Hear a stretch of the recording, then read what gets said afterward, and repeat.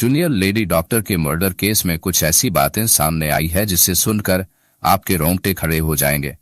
9 अगस्त 2024 की रात पश्चिम बंगाल के कोलकाता में आरजी कर मेडिकल हॉस्पिटल में जूनियर महिला डॉक्टर के साथ दुष्कर्म और हत्या की घटना से पूरे देश में आक्रोश है। इस घटना का विरोध देश भर में हो रहा है। देश भर के लोग, डॉक्टर और मेडिकल छात्र सड़कों पर उतर आए हैं। हालांकि पुलिस ने संजय रॉय नाम के एक शख्स को गिरफ्तार किया है, पर इसके पीछे और भी कई लोग हैं। अब इस मामले की जांच सीबीआई कर रही है। सीबीआई के आने के बाद इस केस में कई चौंकाने वाले खुलासे हुए हैं। पोस्टमार्टम रिपोर्ट के आने के बाद ये तो निश्चित हो ही गया कि इस घटना के पीछे सिर्फ एक आदमी नहीं है, बल्कि और भी कई लोग हैं। दोस्तों, इस वीडियो में आगे बढ़ने से पहले कृपया हमारे चैनल को सब्सक्राइब जरूर कर दें और बेल आइकॉन ऑन करके ऑल पर प्रेस कर दें ताकि मेरी वीडियो की नोटिफिकेशन सबसे पहले आप तक पहुंचे। सीबीआई की जांच में संजय रॉय ने कुछ ऐसे राज खोले हैं जो न सिर्फ दिल दहला देने वाले हैं, बल्कि इस केस के हर राज से पर्दा उठाने में सक्षम है। संजय रॉय ने कन्फेशन दिए हैं कि कैसे उसने डॉक्टर बेटी के साथ जबरदस्ती की। संजय ने बताया कि उसने पहले डॉक्टर बेटी को मारा पीटा, बेहोश किया, फिर उसके साथ जघन्य अपराध किया। कुछ समय बाद वो फिर से होश में आई और फिर से संघर्ष करने लगी और संजय को रोकने लगी, लेकिन संजय ने आसपास मौजूद चीजों से उसे जोरदार तरीके से मारकर पहले बेहोश किया, फिर उसे बेरहमी से मार डाला और डॉक्टर बेटी की जान लेने के बाद वहां से चला गया। निकलते वक्त उसका एक ब्लूटूथ डिवाइस नीचे गिर गया, जिसके आधार पर वह पकड़ा गया। इस केस में भले ही पुलिस ने संजय रॉय को गिरफ्तार किया है, लेकिन इस केस के केंद्र में पूर्व प्रिंसिपल संदीप घोष नजर आ रहे हैं। यह पहला मौका नहीं है जब संदीप घोष विवादों में घिरे हैं। संदीप घोष का पूरा करियर ही भ्रष्टाचार और पद के दुरुपयोग के आरोपों से घिरा हुआ है। संदीप घोष ने घटना के 3 दिन बाद अपने पद से इस्तीफा दे दिया था, लेकिन आरोप है कि उन्होंने इस पूरे मामले में लिपापोती की और हत्या के मामले को आत्महत्या का रूप देने की कोशिश की। अब सीबीआई लगातार उनसे पूछताछ कर रही है। सीबीआई ने संदीप घोष से कुछ महत्वपूर्ण प्रश्न किए, जो कि इस प्रकार है। इस घटना के बारे में आपको कब और कैसे पता चला? इस घटना की जानकारी मिलने के बाद आपने क्या क्या किया? आप इतने सालों से मेडिकल प्रोफेशन में है, जब आपने लेडी डॉक्टर की बॉडी देखी और देखने के बाद आपको क्या लगा? जरा यह भी बताइए कि पुलिस को किसने और कब कॉल की थी और पुलिस को क्या बताया गया था?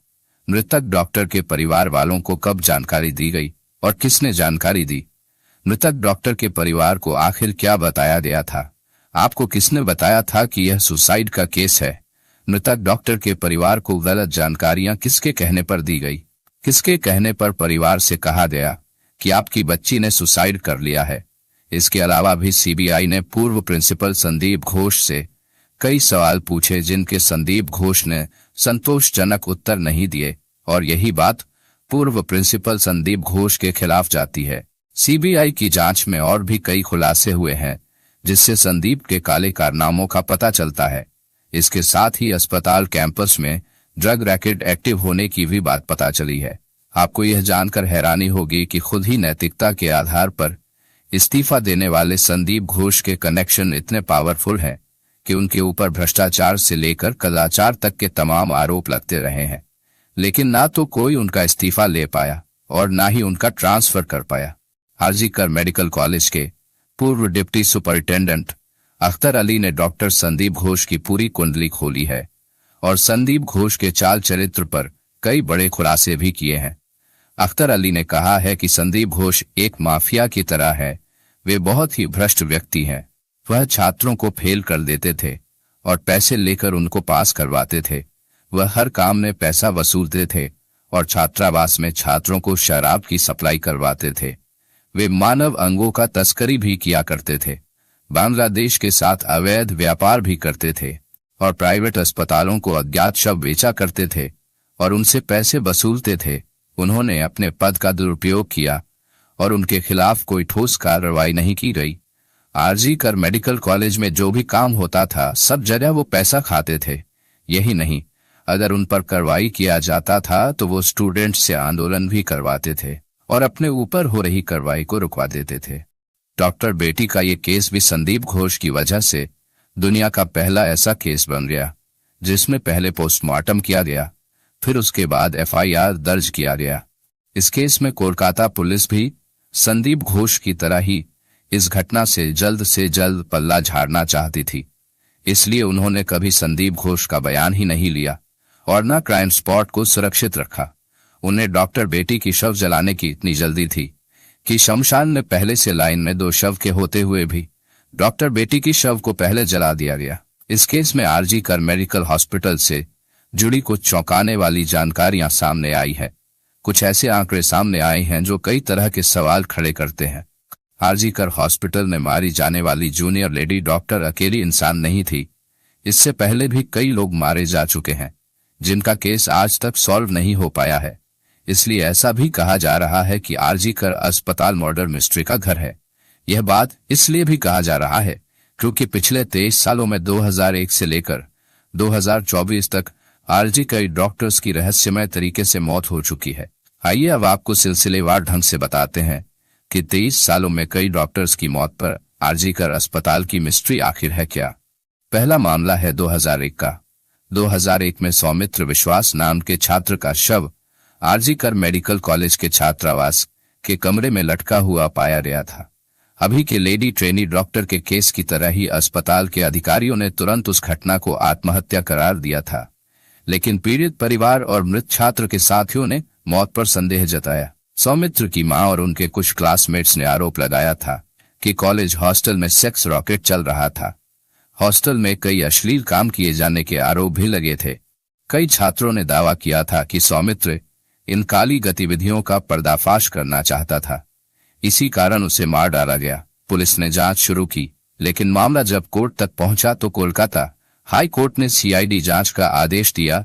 जांच के दौरान कॉलेज हॉस्टल के अंदर चल रहे पोर्नोग्राफी गिरोह की बात सामने आई थी। बताया गया था कि वीकेंड्स में छात्र सेक्स वर्कर्स को हॉस्टल में बुलाते थे। अगर सेक्स वर्कर्स नहीं मिलते थे तो मृत शरीर के साथ अश्लील हरकतें की जाती थी। सोचिए, यह कितनी मिस्टीरियस हॉस्पिटल है। जरा सोचिए कैसे एक लाश को निकालकर उसके साथ पोर्नोग्राफी बनाई जाती थी। और उस समय यानी हम बात कर रहे हैं 2001 की, उन्हें सुपर इम्पोज कर दिया जाता था, यानी उस लाश के चेहरे को हटाकर एडिटिंग करके किसी और जिंदा लड़की की तस्वीर लगा दी जाती थी। इससे अंदाजा लगा सकते हैं कि उस समय भी इस हॉस्पिटल में कितना घिनौना अपराध होता था। हालांकि यह मामला अभी तक अनसुलझा ही है। दूसरा मामला है 5 फरवरी 2003 का। इस दिन आरजी कर मेडिकल कॉलेज एंड हॉस्पिटल के हाउस स्टाफ अरिजीत दत्ता ने आत्महत्या कर ली थी। पुलिस ने बताया था कि अरिजीत ने पहले अपने हाथ में एनेस्थीसिया दिया, जिससे उसके हाथ में लकवा मार गया।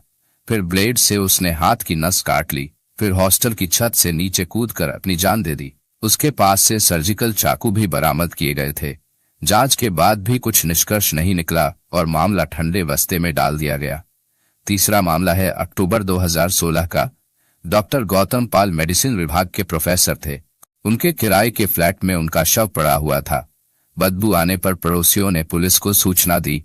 दरवाजा तोड़ने के बाद पुलिस ने उन्हें पहली मंजिल पर एक कमरे में बिस्तर पर मृत पाया, पर वहां कोई सुसाइड नोट भी नहीं था। इसलिए पुलिस ने अनुमान लगाया कि अचानक दिल का दौरा पड़ने से उनकी मौत हो गई होगी। हालांकि वह मौत के कारण की पुष्टि नहीं कर सके। आपको बता दें कि जांचकर्ताओं को उसके कमरे के फर्श पर खून के धब्बे और चेहरे पर कुछ चोट के निशान भी मिले थे, लेकिन उनकी मौत को लेकर अब भी रहस्य बरकरार है। चौथा केस है 2020 का, जब सेकंड ईयर की 25 वर्षीय जूनियर महिला डॉक्टर पल्लवी साहा की दुखद मृत्यु हो गई। डॉक्टर ने आरजी कर अस्पताल की 6ठी मंजिल से कूदकर आत्महत्या कर ली थी। दोस्तों और सहकर्मियों ने कहा कि शायद वह डिप्रेशन की शिकार थी। हालांकि इस मामले में कोई सुसाइड नोट नहीं मिला और डॉक्टर की मौत को लेकर कई सवाल भी उठे, जिनका जवाब आज तक नहीं मिल पाया है। खैर, अब हम आते हैं डॉक्टर बेटी की केस की तरफ। जैसे उस समय की सारी मौतों को पुलिस ने सामान्य मौत घोषित कर दिया था, ठीक वैसे ही इस केस में भी पहले यही साबित करने की कोशिश की गई कि ट्रेनी डॉक्टर ने भी खुदकुशी की है। हालांकि मौका ए वारदात को देखकर पहली ही नजर में कोई भी इसे कत्ल का मामला समझ सकता था, लेकिन इसके बावजूद पुलिस ने पहले इस सिलसिले में सामान्य मौत का केस दर्ज किया, जबकि वारदात का शिकार हुई डॉक्टर न सिर्फ उसी हॉस्पिटल में काम करती थी बल्कि उसकी बुरी तरह से जख्मी लाश हॉस्पिटल के अंदर ही सेमिनार हॉल में पड़ी थी। ऐसे में कत्ल के बजाय खुदकुशी का केस दर्ज करने के पीछे आखिर क्या वजह है, और तो और कोलकाता हाई कोर्ट ने भी इस पर सवाल खड़े किए हैं। मामले की जांच कर रही सीबीआई को अब इसके पीछे की वजह भी जाननी होगी।